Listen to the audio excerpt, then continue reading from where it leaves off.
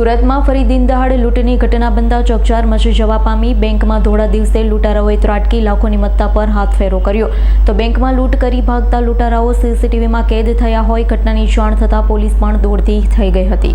સુરતના સચિન વિસ્તારમાં આવેલી ગુજરાત ગ્રામીણ બેંકમાં લૂંટની ઘટના સામે આવતા ચકચાર મચી જવા પામી। બે કર્મચારીઓને રૂમમાં પૂરી 4.75 લાખની લૂંટ કરી આરોપીઓ ફરાર થઈ ગયા હતા। બેંકમાં લૂંટ થઈ હોવાની માહિતી મળતા પોલીસના ઉચ્ચ અધિકારીઓ ઘટના સ્થળે પહોંચ્યા હતા। પોલીસ દ્વારા હાલ આ સમગ્ર મામલે અલગ અલગ 5 ટીમ બનાવી તપાસનો ધમધમાટ શરૂ કરવામાં આવ્યો।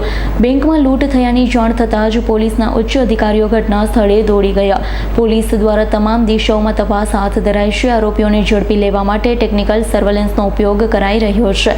સીસીટીવીના આધારે આરોપીઓને ઝડપી પાડવા ચક્રો ગતિમાન કરાયા છે। પ્રાથમિક તબક્કે લૂંટારૂ જાણભેદુ હોવાની શંકા સેવાઈ રહી છે। તો અંગે ડીસીપી રાજેશ પરમારે જણાવ્યું છે, સચિન પોલીસ સ્ટેશન વિસ્તારમાં 12:30 વાગ્યાના સુમારે સ્વસ્તિક કોમ્પ્લેક્સમાં ગુજરાત ગ્રામીણ બેંકમાં એક અજાણ્યા ઈસમો આવી પિસ્તોલ જેવું હથિયાર બતાવી બે કર્મચારીઓને એક રૂમમાં પૂરી 4,75,000 રૂપિયાની લૂંટ કરી નીકળી ગયા। આ બાબતે અમે તાત્કાલિક સ્થળ પર પહોંચી અલગ અલગ કર્મચારી અને અધિકારીઓની 5 ટીમ બનાવી આરોપીઓની શોધખોળ કરવાના પ્રયત્ન ચાલુ કરી દીધા છે। ટૂંક સમયમાં અમે આરોપીઓને હસ્તગત કરી લઈશું।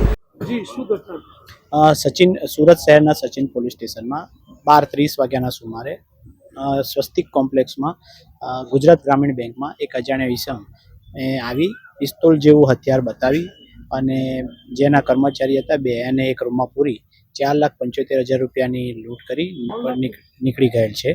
તો એ બાબતે અમે અત્યારે તાત્કાલિક સ્થળ પર પહોંચી અલગ અલગ પોલીસ કર્મચારી અધિકારીઓની 5 ટીમો બનાવી આરોપીને શોધખોળ કરવાની પ્રયત્નો ચાલુ કરી દીધા છે। ટૂંક જ સમયમાં અમે આરોપીને હસ્તગત કરી લઈશું।